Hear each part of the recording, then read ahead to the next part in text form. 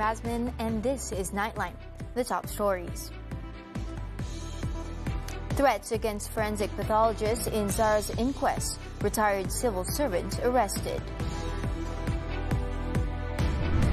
And Japan's premier resigns as Thailand's new prime minister takes office.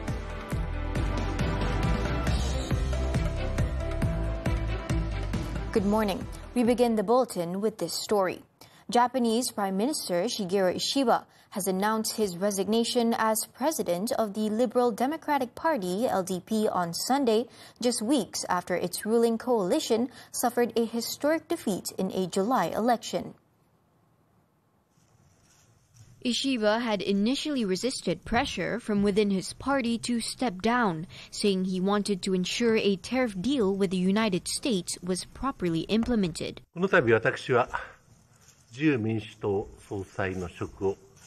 The 68-year-old said he would continue his responsibilities to the people until a new prime minister is chosen.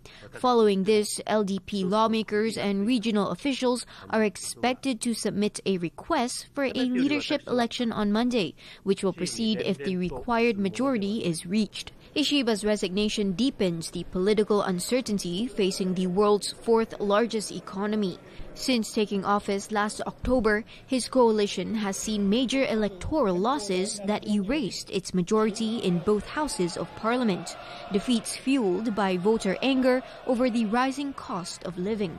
These setbacks made it increasingly difficult for his government to push forward with its policy agenda. Now, for further insights into Ishiba's resignation, we're joined by geostrategist Azmi Hassan. So, Azmi, how is Ishiba's resignation likely to affect Japan, particularly as the country grapples with rising food prices and mounting U.S. tariffs? Well, it's kind of positive and negative regarding the cost of living. I think why the LDP lost their upper house and lower house majority is that the people blame LDP. Now, with Ishiba resignation, then the blame will lie on Ishiba 100%. That regarding the cost of living. But regarding the tariff, I think it's nearly settled except for pharmaceutical and also electronic products. The most important thing is that 50% has been levied on vehicle exported to the United States. I think that's what the Japanese government want, or Ishiba want. I think regarding tariff, it should not be any problem in this case. So I would say that more toward positive than negative with Ishiba resignation. And what key challenges will Ishiba's successor need to prioritize and address?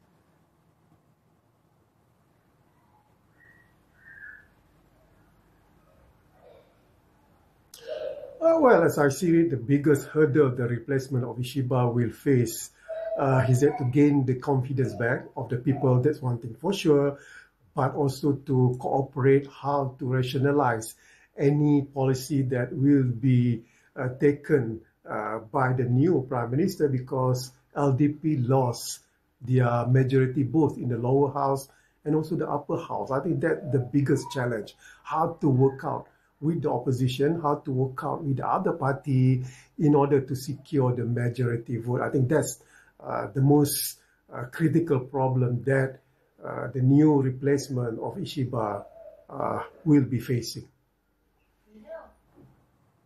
Now, one of the front-runners to replace Ishiba is Sanae Takaichi. In your view, does she have the capability to steer Japan out of the current crisis?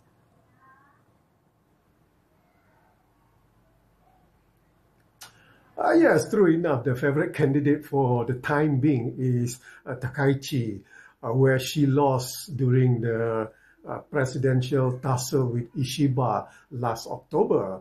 One thing interesting is that if Takaichi did, replace Ishiba as the president of LDP, automatically she will be the first female Prime Minister of Japan. It should be interesting.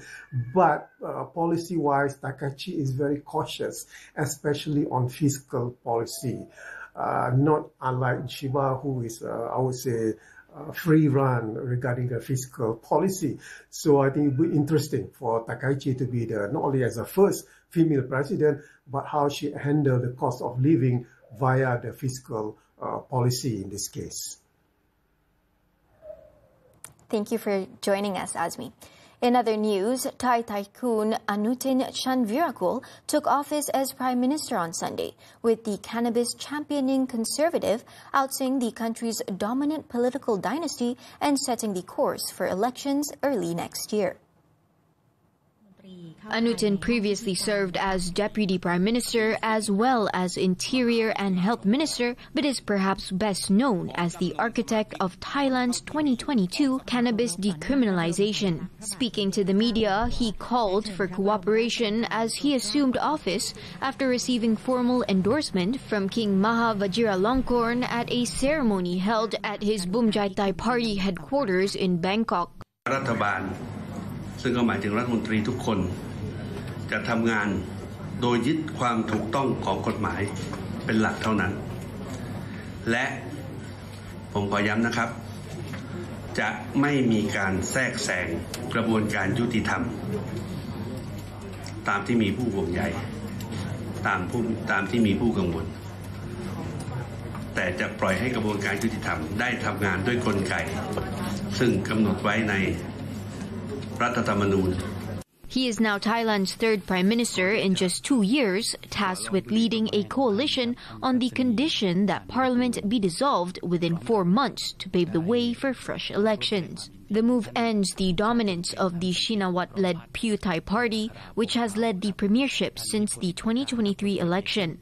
His predecessor, Paetontan Sinawat, was sacked by the court last month.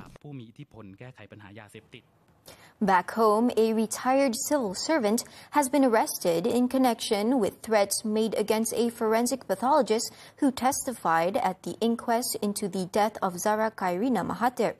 Sabah Police Commissioner Dato' Jaute Dikun said the suspect is being held for 24 hours and is expected to be brought before the Kota Kinabalu Magistrates Court to obtain a remand order for further investigation.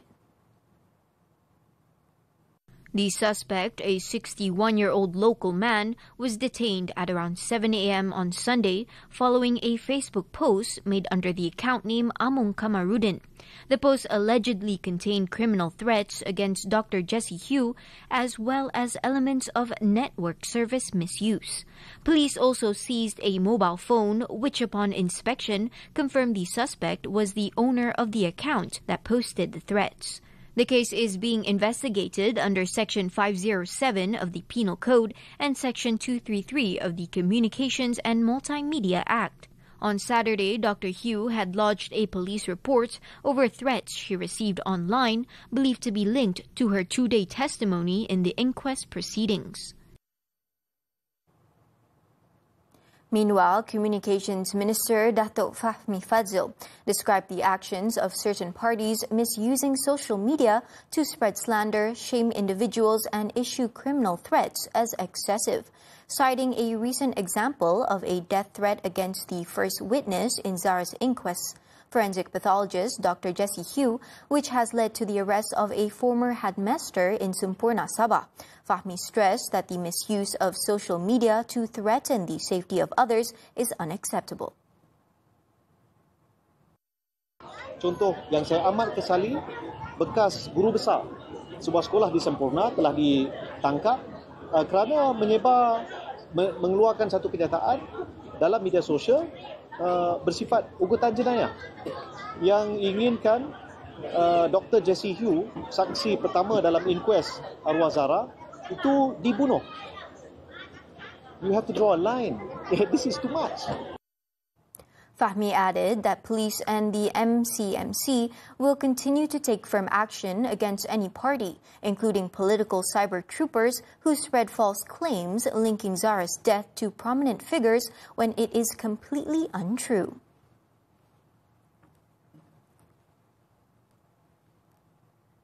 In the meantime, the Attorney General's chamber has expressed serious concern over attempts to intimidate witnesses in the ongoing inquest. Attorney General Tan Sri Muhammad Dusuki Mokhtar reminded all parties that firm action will be taken against anyone who threatens or disrupts the judicial process. The AG stressed that threats, such as those directed at pathologist Dr. Jessie Hugh recently, will not be tolerated. Keterangan Dr. Jessie ini amat penting untuk membantu mahkamah coroner lah untuk mencapai keputusan yang adil lah bagi memberi keadilan kepada semua pihak. Dusuki also said the authorities are prepared to consider additional measures if necessary, such as providing protection for witnesses. Jika wujud keadaan-keadaan yang membolehkan suatu tindakan untuk melindungi saksi, kita akan ambil tindakan tersebut. Tapi buat masa ini, saya tak nampak lagi lah. He urged the public to respect the integrity of the judicial process as the inquest seeks to uncover the truth for all sides. Police have opened an investigation paper into a commotion that broke out during the opening of Bersatu's annual General Assembly on Saturday night. The probe was initiated after a police report was lodged by a party representative alleging incidents of provocation. Kita akan memanggil saksi-saksi yang terlibat untuk dirakamkan percakapan bagi dikenal pastilah apa kejadian yang sebenarnya berlaku. Itu bantu siasatan kami. Police confirmed receiving a report on the incident from Bersatu's head of security on Sunday morning. According to Shah Alam District Police Chief ACP Muhammad Iqbal Ibrahim, the complainant said he tried to calm the situation by approaching one of the men, but was pulled from behind, causing him to fall and sparking a commotion in the hall. In the incident on Saturday night, the disturbance occurred when Party President Tan Sri Muhyiddin Yassin addressed what he described as internal efforts to oust him from his position. Katanya ada orang kutip tanda tangan. Ini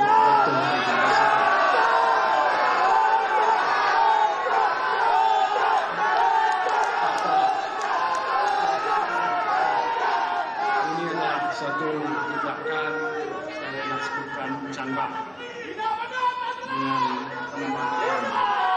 A group of delegates then called for Muhyiddin to step down, while some others broke into chants in support of Muhyiddin, sparking an uproar in the hall.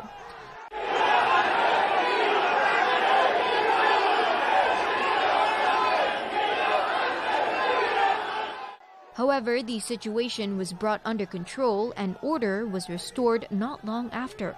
In response on Sunday, Muhyiddin expressed disappointment over the incident, saying he has left it to the police to decide on the appropriate action. Hal-hal sebegini bukanlah satu perkara besar, tapi bagi saya sepatutnya tidak berlaku, tapi sudah berlaku. Dan saya dah nyatakan perasaan kecewa saya. Itu memang semula jadi. Kalau tak ada itu, macam saya tak berperasaan. Tapi kita tak biarkan perkara itu. One man was killed and 3 others injured after they were caught under a mound of earth while carrying out excavation and pipe installation work at Kampung Teluk Kepayang in Botakiri, Seri Iskandar on Sunday evening. Firefighters arrived at the scene at 5:18 p.m. to find 3 victims trapped up to chest level, while another was completely buried at a depth of about 3 meters. Dapatan awal kita dapati ada 4 mangsa tertimbus lah, dipercayai 1 tertimbus penuh, and then kita rescue ketiga-tiga mangsa dan kita bekalkan udara bersih menggunakan breathing apparatus, kemudian kita buat clearance dengan bantuan backhoe dan manual daripada peralatan kebombaan yang kita ada, penyelamatan. The victim, a 26-year-old man, was found at 7:59 p.m. but was pronounced dead at the scene. Ashraf said the hard soil conditions complicated the rescue efforts. An 8-member team applied the saver concept using shovels, hose, crowbars, specialized tools, scoop stretchers, and a backhoe to create space to reach the victim. The body was later handed over to the police before being sent to the Seri Iskandar Hospital for post-mortem. The operation officially ended at 8:40 p.m.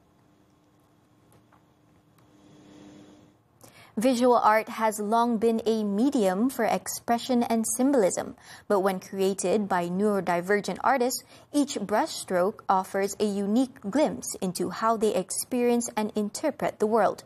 Nightline's Muhammad Nadir Asfar has the story. Art exhibitions offer a rare glimpse into the mind of an artist, translating thoughts and emotions onto canvas. One exhibition now goes even further. The Discovering a Beautiful Mind showcase gives the public a chance to step into the world of neurodivergent artists and see how they uniquely interpret and experience life. One of its organizers, Dato' Aminuddin Abdul Manaf, said the exhibition aims to create a platform for neurodivergent artists to showcase their talents. They need to be inspired as much as they inspire us. So we create a platform whereby, as a gallery, we showcase their work, we sell their work. That automatically created the inclusivity of them with the society, with the other art communities. He hopes the gallery will also raise public awareness of the hidden potential of neurodivergent individuals. If you find your children to be having some trouble in school because they're not interested in formal education, don't give up. Maybe by getting themselves to something that they like, they may start to fall in love back with the education. Meanwhile, artist Khalid Muhammad Sapari, who tutors the neurodivergent painters, shares some of the challenges he faces in helping these special painters. Autism saja. Autism pun dia ada banyak spektrum dia lain-lain. Jadi saya kena faham satu tu. Bila kita faham, baru kita boleh orang kata tackle dia ataupun orang kata kena ada connection dengan dia orang ni. Bila ada connection, baru dia memudahkan. He added that greater public awareness is needed to provide better support for these artists in advancing their creative careers. Kalau boleh lah masyarakat kena buang anggapan yang macam tu kan. Dia orang ni tak boleh bagi apa-apa kepada negara ataupun kan. So kalau dia orang di-channelkan dengan betul boleh. So that's why saya harap that mungkin government ataupun pihak swasta lebihkan platform. Dia need platform. Visitors can purchase the artworks, with proceeds channeled towards supporting the artistic development of neurodivergent artists, ensuring the movement leaves behind a sustainable legacy. This exhibition is more than just an art showcase. It's a reminder that creativity has no boundaries and that every artist, regardless of their abilities, has a story worth telling. Muhammad Nadir Asfar, TV3.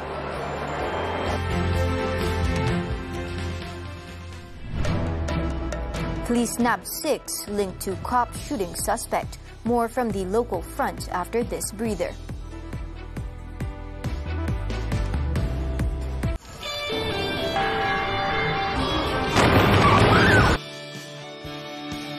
이건 1호 팬으로서 주는 선물. 고마워요. 1호 팬은 나거든. 괜찮아요? 네요. 기다렸잖아.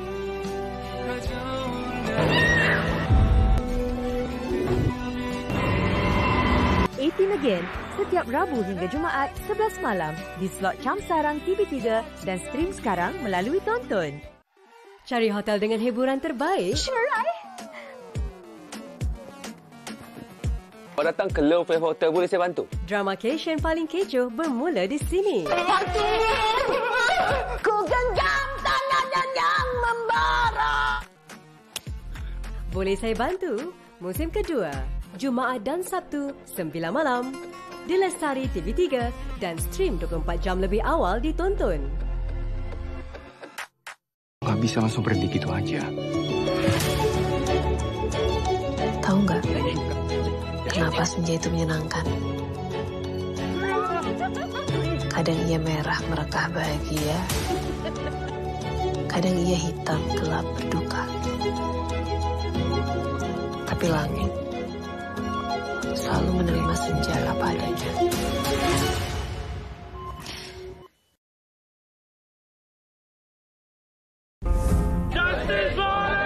Keadilan buat Syamsul Haris, misteri yang belum terungkap. Okey, alhamdulillah proses yang pertama dah pun selesai dan saya berpuas hatilah. pemalsuan identiti. Skamer cuba tipu rakan terdekat. Kenapa dengan bisnes kau? Bukan kau baru buka ke? Saksikan 999 Selasa jam 9 malam di TV3 dan stream sekarang melalui Tonton. Welcome back. Police have detained 6 people, including the relatives of a suspect who stabbed and shot a patrolman in Simpang Pulai, Perak on Sunday morning and left a dead body in his vehicle before escaping. Perak Police Chief Datuk Nur Hisham Nordin said 5 men and 1 woman were arrested while the suspect remains at large. The 1:15 a.m. incident occurred when officers on patrol from Simpang Pulai police station tried to stop a suspicious car. The suspect sped off into an oil palm estate where a struggle broke out. He then grabbed the officer's pistol, firing into his stomach before stabbing him. The suspect escaped with the weapon and is still at large. The 26-year-old officer is now stable and being treated at the Raja Permaisuri Bainun Hospital. Meanwhile, police later found a woman's body in the suspect's car, with her identity and cause of death to be determined through a post-mortem. The case is being investigated for murder, attempted murder, and under the Firearms Act, while a manhunt is underway for the suspect. The body of a teenage boy who was feared drowned after the rice harvester he was riding plunged into a river in Kampung Sanglang was found and recovered on Sunday morning. According to the Kedah Fire and Rescue Department Operations Center, the body of Polymas student Muhammad Amshar Mukri Masri was recovered by members of the water rescue team. After nearly 19 hours of search and rescue operations, his body was recovered about 10 meters from the scene at 10 a.m. The department added that the victim's remains were handed over to the police after being identified by family members.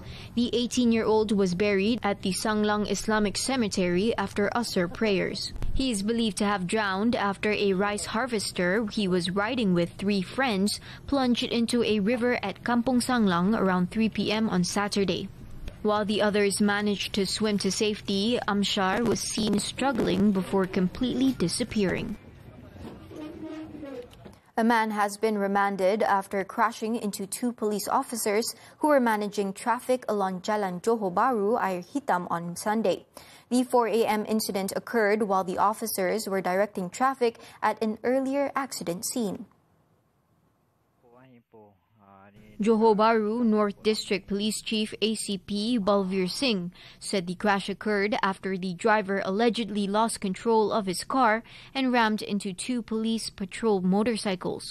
1 policeman suffered injuries to his left leg and was sent to the Sultanah Aminah Hospital for treatment, while the other policeman and the Audi driver escaped unharmed. A breathalyzer test on the driver returned positive for alcohol, while he is tested negative for drugs. The case is being investigated under the Road Transport Act for driving under the influence.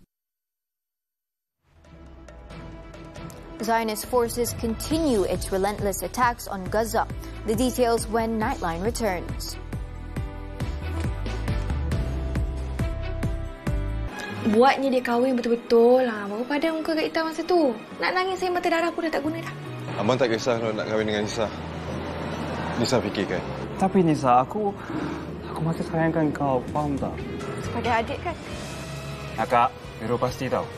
Kalau bukan hari ini, satu hari nanti akak akan menyesal tau. Seindah Hujan Cinta, setiap Isnin hingga Khamis 10 malam di Samarinda TV3 dan stream sekarang melalui Tonton. Terbaru ditonton. Ha? Ni, kau ambil apron ni, aku berhenti kerja. I quit. Lepas ni nak buat kerja apa pula? Nak buat tekstil. Tera awak. Kafe bunga telah ni baru je buka tapi tengok pelanggan ramai yo. Nah, tera. Orang macam Kak Syalisa ni memang terbaik, the perfect chef. Macam tu. Jidah ni macam cool tau. Saya teringin sangat nak jumpa dia. Kenapa? Nak masuk Minang? Muat turun dan layan tonton sekarang. Semua favourite anda di sini. Pada tahun ini, sehingga Ogos 2025, kita telah menerima lebih 700 kes cyberbully yang dilaporkan ke Cyber Security Malaysia. Apabila mereka mula mengalami keresahan, kemurungan, Itu menyebabkan mereka merasa penat untuk meneruskan kehidupan dan berjuang untuk membersihkan nama mereka. Syah dikatakan telah membunuh diri atas isu tekanan daripada cyberbully. Unlocking the future of business. From industry evolutions to policy changes, we go beyond the headline. Deep insights, sharp analysis. Understanding the forces driving tomorrow's economy. Key financial insights that drive decisions. This is Money Matters, every Saturday, 5 p.m. Only on TV3 and stream now on Tonton. On to the foreign front. Zionist forces continued their relentless attacks on Gaza on Sunday, killing at least 31 Palestinians in strikes on schools, tents, and residential homes. Local media reported that 2 children were among the dead when warplanes bombed a tent sheltering displaced families in the Al-Rimal neighborhood. 4 more were killed in a strike on an apartment in the Sheikh Radwan district, while another 8 lost their lives when Israeli aircraft hit Al-Farabi school, which was sheltering civilians near Al-Yarmouk Stadium. The Israeli army has intensified its offensive across Gaza City, where hundreds of thousands have sought refuge after being driven from their homes. To date, the death toll has risen to at least 64,368, with more than 162,000 others injured. Meanwhile, Palestinians picked through the ruins of Al-Farabi School in central Gaza City, recounting the unimaginable horror that tore through their shelter. نايمين فمن الله وش شيء ما لقينا الا غضب علينا ولحقوا علينا وعلى الاطفال. هذه طفله طلعتها من تحت البطون. هذه والله بنت اللي استشهدت هذه والله طول الليل وهي ماسكه بايدي زي هيك جنبي.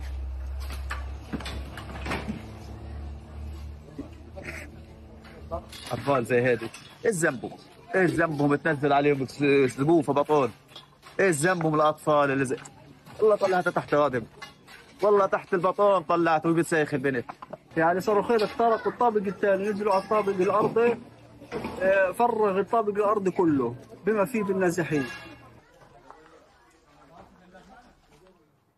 Russia fired its biggest ever aerial barrage at Ukraine early on Sunday, killing at least 2 people and setting the seat of the Ukrainian government in Kiev ablaze.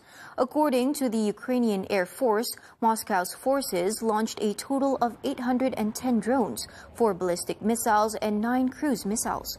While most were shot down by air defenses, 54 drones and 9 missiles hit targets across Ukraine.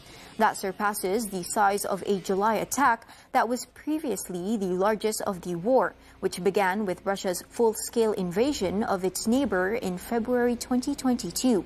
The barrage came after more than 24 European countries pledged to patrol any agreement to end the war, some of whom said they were willing to deploy troops on the ground.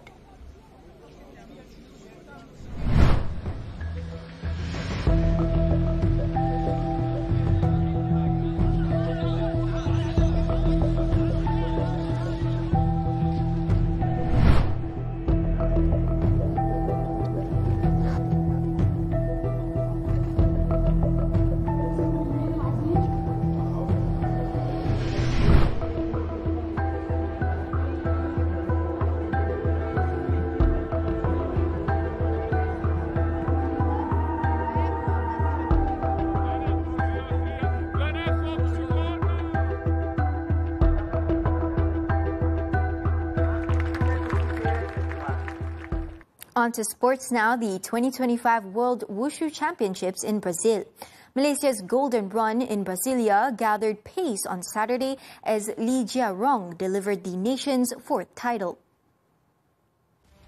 The 21-year-old, who took bronze in the women's Gunshung earlier in the week, rose to the occasion in the Daoshu, edging Hong Kong's Michelle Yeung despite both scoring 9.726 points. Jia-rong's higher degree of difficulty in her routine proved decisive in securing the gold. Japan's Ikuchi Kana settled for bronze with 9.723 points. After 4 days of competition, Malaysia's tally stands at 4 golds, 1 silver and 1 bronze. Turning to hockey now, the national men's team took third place in the 2025 Asia Cup Championships on Sunday after defeating China 4-1 at the Bihar University Hockey Stadium in India. The Speedy Tigers took just 8 minutes to open the scoring through a Nur Shafiq Sumantri penalty corner goal. Malaysia then thundered in 2 field goals in the 36th and 50th minutes for a 3-0 lead before China narrowed the deficit with a penalty corner goal in the 54th minute. The Speedy Tigers, however, sealed victory with the 4th goal by Shafiq Said Cholan, who slotted home from a penalty corner set piece in the 59th minute.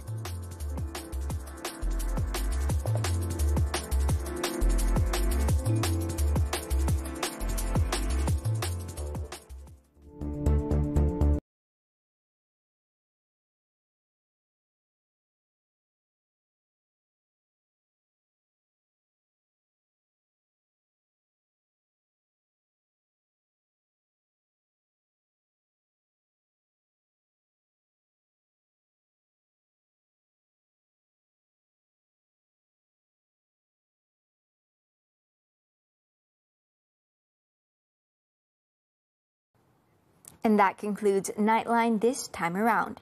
Before we leave, let's take a look at King Charles III and Queen Camilla attending the Braemar Highland Games in Scotland, a centuries-old Scottish tradition of strength and sport. With that, I'm Nurin Razmyn. Thank you for watching and stay safe.